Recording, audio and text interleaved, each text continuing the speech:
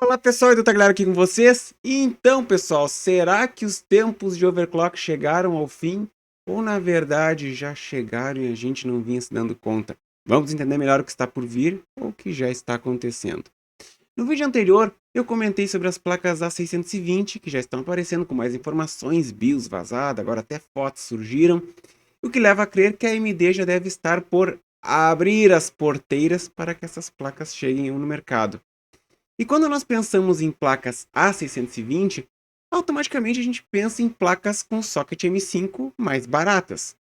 Só que tem um detalhe, algumas mídias, enfim, alguns portais estão passando pano no fato de que assim, não existe problema nenhum essas placas mais baratas, essas A620, não virem com suporte ao PCI Express 5, dizendo que nem tem SSDs que façam uso, ou então placas de vídeo que precisem do PCI Express 5. Mas enfim, isso eu expliquei naquele outro vídeo. Só que tem uma coisa a mais que está chamando a atenção. Esses portais, essas mídias estão dizendo que essas placas podem ser perfeitas para se utilizar com os Ryzen 7000 X3D, ou seja, para se utilizar elas com os melhores processadores. E a justificativa é que a linha 7000 X3D vai usar, no caso, um TDP mais baixo, ou seja, não exigiria, no caso, um conjunto de VRMs muito elaborado da placa-mãe. E o mais chocante, vamos dizer assim, que eles falam é que as CPUs X3D não foram feitas para se fazer overclock nelas. Então, o que acontece? Como as A620 serão, no caso, bloqueadas para o overclock, nós teríamos o casamento perfeito. Uma placa-mãe que é bloqueada, junto com um processador que, apesar de ser liberado para overclock, ele não suporta overclock efetivamente. E assim, com relação ao overclock da linha 7000 X3D, de fato, tem surgido diversos relatos de pessoas que estão já, enfim, com 7950 X3D, e que esses processadores estão morrendo quando são forçados para além dos limites de fábrica. Essa que é a situação. O curioso disso é que a linha X, a linha Ryzen X, sempre foi tratada como entusiasta, onde o usuário poderia ir além dos limites, e agora isso não é mais recomendado. Enfim, realmente, a sopa de letrinhas da AMD cada vez menos faz sentido. E assim como o X está perdendo sentido, é que nem a numeração das placas de vídeo também, que a 7900 era para ser da 6900, mas não entrega um desempenho. Enfim, vocês sabem o que eu estou falando. Então, assim, percebam a maluquice que nós temos. Para usar, em teoria, as melhores CPUs, podemos então usar com as placas-mãe mais baratas. Mas se eu quiser utilizar as outras CPUs, que não são tão boas, vamos dizer assim, aí eu preciso utilizar placas-mães mais caras. E coisa assim, E aí tem um detalhe, com um cenário desses, o overclock não tem sentido nenhum. Por que vai comprar um processador realmente inferior e vai pagar mais caro numa placa-mãe? E ele não vai te entregar o desempenho do cara que vai estar comprando uma placa-mãe mais barata, mas com outro processador? Resumindo, não faz sentido algum fazer overclock numa placa, no caso, um socket M5. E a verdade é assim, vai acabar saindo mais caro se fazer um overclock de um Ryzen 7000X ou mesmo de um 7000 normal, e ele vai acabar rendendo menos que um X3D que vai estar rodando numa placa baratinha A620. Só que assim, a bizarrice de tudo isso é que, usando essa placa baratinha, tu não vai ter acesso ao PCI Express 5, que daqui a pouco vai começar a surgir SSDs que utilizem, e se acontecer algo semelhante ao que eu comentei lá no vídeo anterior, ali que eu falo sobre essas placas A620 e o PCI Express 5, é um cenário um tanto bizarro, essa que é a verdade. Mas resumindo, isso é algo, essa questão do overclock, né, é algo que cada vez mais vem acontecendo ao longo dos anos.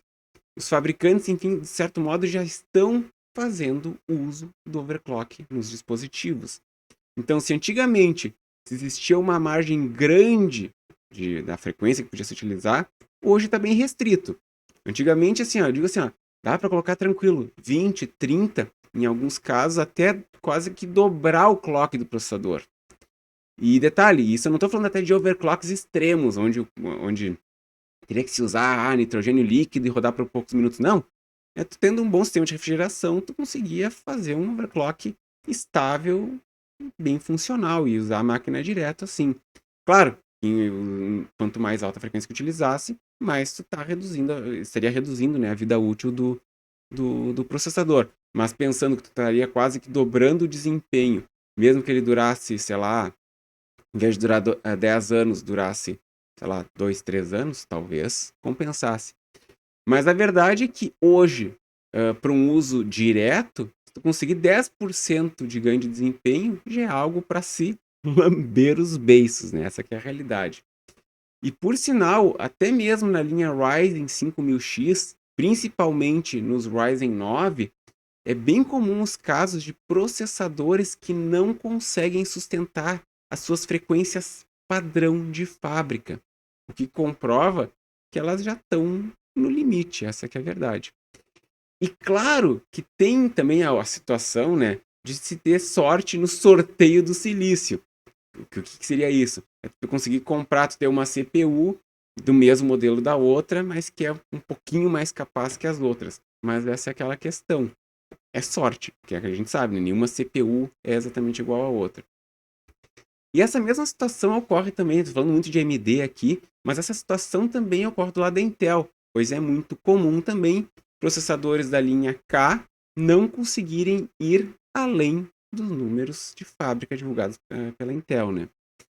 E uma outra questão também são os próprios fabricantes de placas-mãe que andavam até bem pouco tempo, andaram lançando algumas correções de BIOS para restringir um pouco isso, que é fazer o uso de overvolt nas configurações padrão de fábrica para assim tentar sustentar frequências mais elevadas. Claro, para daí em teste placa-mãe mostrar não, que a nossa placa-mãe consegue ter um desempenho superior que outras. Sim, mas a que custo? Largando mais tensão em cima do processador. O overvolt, está explicando rapidamente para quem não sabe, é subir a voltagem de modo a se mandar mais energia e que isso, de certo modo, acaba forçando, deixando a CPU mais estável em frequências mais altas, porque normalmente é aquela coisa, frequências mais elevadas requerem mais energia. Então, assim, isso é uma explicação bem básica, assim, só para quem não sabe o que eu tô falando. E o problema é assim, ó, que com esse overvolt aliado com o overclock, e ainda juntando essa questão das CPUs já estarem perto do seu limite, temos uma situação onde é muito.